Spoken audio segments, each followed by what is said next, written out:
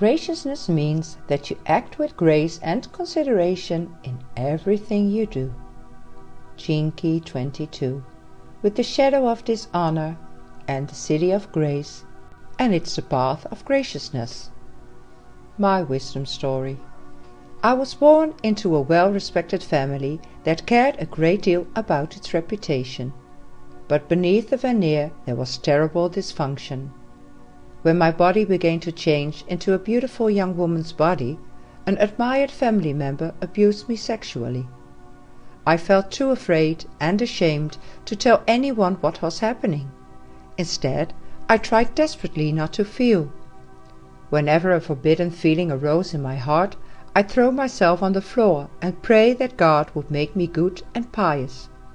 Because I showed such unusual religious fervor for a young girl, I was sent to a secluded monastery to live a modest life of study and prayer. Relieved to be in a safe place, I gladly renounced all material things, took a vow of celibacy, and dedicated my life to selflessness. To all at the monastery I was a proper, calm and balanced woman, and a keen listener. But on the inside I often seethed with inappropriate feelings that I couldn't bear to accept, much less express. I distrusted my pain, rejected my beauty, hated my needs, and judged my desires. I couldn't say no to requests for support, even when I was sick. I felt disgust at even the tiniest bit of passion, anger, or sexual feelings within me. One day, during a prayer group, a sister bravely shared about an experience of having been raped as a child. In the midst of her sharing, my body was hit with a tidal wave of memories, humiliation, and shame.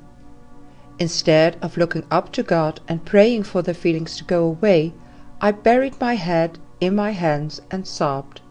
For the first time in my life, I shared about what had happened to me. I hid nothing from anyone, not even myself. As the pain, shame, and loneliness of my past erupted out of my throat, I felt a kind of light and love descended into my chest, one I'd never experienced in all of my days of prayer.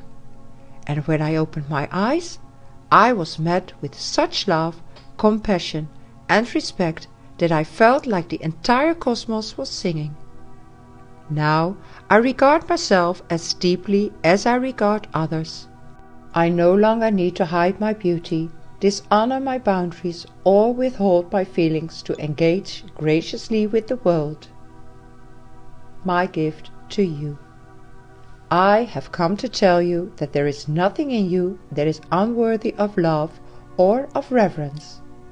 The very things you think you should hide or get rid of are exactly what need to be seen, felt, and expressed.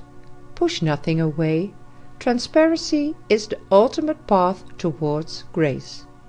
Be unwaveringly gracious towards every part of yourself, every feeling, every painful experience.